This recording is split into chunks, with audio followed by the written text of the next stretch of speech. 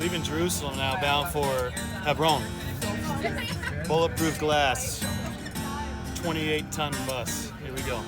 When God's love comes down to forsaken space and the dust. This simple checkpoint, look at it, it became transformed into what it looks like an international border crossing.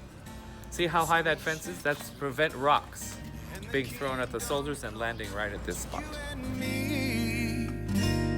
And God's love endures forever. He says, what a more of an appropriate burial place for my beloved wife Sarah. Abraham demands to pay for it. Why? To prove ownership. Right? What if 100 years later someone says, where's your paperwork, right? He's forced to pay a high price. But he says, spare no expense. This is Sarah we're talking here. 400 silver pieces are exchanged. Now that story in the book of Genesis, every year when that story is read on the yearly cycle of the Parshat HaShavua, Israelis and religious Jews, 50,000 come and sleep in the grass here and the fields all around for that Sabbath to hear the story of the reading of the purchase of the cave and the burial of Sarah. This is a foundational centerpiece of the Jewish people's narrative of connection, not only to this building, not only to Hebron, but to the entire land of Israel. They once asked David Ben-Gurion, our first prime minister, what connection does the Zionist movement have to this land? He held up the Bible. And what story can you refer to in the Bible? And they'll often refer to the purchase of the cave. Isaac and Rebekah, Jacob and Leah, all said to be buried here. We have over 80 mentions of Hebron in the Bible. And this building is repeatedly mentioned throughout the book of Genesis. It's called Machpelah, the double cave. On the other side, just behind the door here, you guys will see this.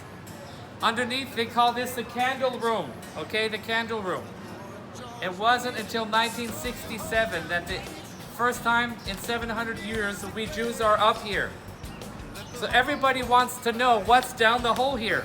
So they send, the generals send their soldiers, but guess what? Their shoulders are too wide. They can't squeeze down there. So they find a volunteer. She wants to make her daddy proud, a 12-year-old girl named Michal. Here you can see they're lowering her down with a rope. Down this hole, okay? They lower her down with a rope. She describes walking through a tunnel that looks like that. And I have this diagram here. Underneath this stone circle here, she goes to a bottom of a room. She walks through a tunnel. Picture 5, number 5. She walks up the stairs. Look like this. At the top of the stairs, there's a little place that you'll see on the other side. To the right of the tomb of Isaac. The girl she gets to the top, she knocks at the top of the stairs. Guess what? She's terrified when she hears knocking back. She runs out in a panic, right? It turns out an Israeli soldier was standing here. That was in 1968. It wasn't until 1981 that Noam Arnon, who wrote this story, Noam Arnon, okay? He was here with 5 men, praying during all-night prayers during Slichot, the week before Rosh Hashanah, the Jewish New Year. They noticed that the Muslim guard, who always sits here, right? Who always sits right here, is going to sleep for an hour every night before his sunrise prayer. The next day they come prepared with hammers and chisels, and they lift up the carpet here, basically on top of this spot. And guess what? They find a stone entrance held down by iron nails. All they had to do was, with the hammer and chisel, pull out the stone held down by iron nails. And they lift it up. They walk down the stairs. They walk through the tunnel. And they get to underneath what they call the candle room.